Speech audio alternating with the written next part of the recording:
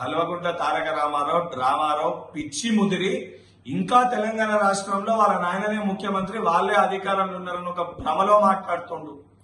ఈ రోజు నువ్వు చేసిన ఒక విధ్వంసానికి, నీ కుటుంబం చేసిన ఒక విధ్వంసానికి తెలంగాణ రాష్ట్ర ప్రజలు 15 నెలల క్రితమే మీకు బుద్ధి చెప్పడం జరిగింది. 3 ఏళ్లలో అధికారంలోకి వస్తామంటారు. 3 ఏళ్లు కాదనైనా 30 ఏళ్లైనా తెలంగాణ రాష్ట్రానికి మీరు చేసిన ఒక విధ్వంసానికి ప్రజలు మిమ్మల్ని క్షమించే పరిస్థితే లేదు. నీకు కవితకి హరీష్ రావుకి మధ్యలో ఉన్న ఒక అంతర్గత పోరుకి అసత్య ప్రచారాలు హైదరాబాద్ సెంట్రల్ యూనివర్సిటీ గురించి చేసి రాజకీయ లబ్ధి పొందే ప్రయత్నం నువ్వు చేస్తున్నావు. ప్రభుత్వ భూముల్ని ప్రైవేటు వ్యక్తులకి కట్టబెట్టిన చరిత్ర నీది, నీ కుటుంబానిది, నీ ప్రభుత్వానిది. ప్రభుత్వ భూముల్ని ప్రైవేటు వ్యక్తుల దగ్గరికి వెళ్ళి తీసుకొచ్చిన చరిత్ర మా గౌరవ ముఖ్యమంత్రి రేవంత్ రెడ్డి గారిది, కాంగ్రెస్ ప్రభుత్వానికి.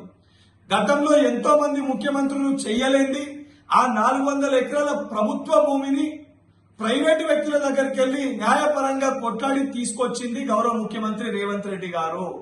దాన్ని జీర్ణించుకోలేక, తట్టుకోలేక నీ పార్టీలో ఉన్న ఒక మంత్రివర్గంలో ఉన్న కొంతమంది మంత్రులు ఆనాటి మంత్రుల భూములు కూడా గుంజేసుకుంటున్న ఒక భయంతో, నీ కడుపు నిండలేని ఒక కడుపు మంటతోటి నోటికొచ్చినట్టు మాట్లాడుతున్నావు.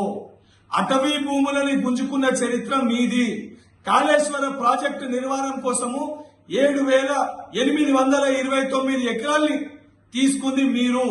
ఇవన్నీ మర్చిపోయి నోటికొచ్చినట్టు మాట్లాడితే తెలంగాణ ప్రజలు, దాని వలన రేపు పొద్దున ఉద్యోగ అవకాశాలు రాబోయే యువకులు తెలంగాణ రాష్ట్రంకి వెళ్లి నిన్ను, నీ కుటుంబాన్ని రాళ్లతోటి తరిమికొట్టే పరిస్థితి వస్తుంది. కేటీఆర్, ఖబర్దార్.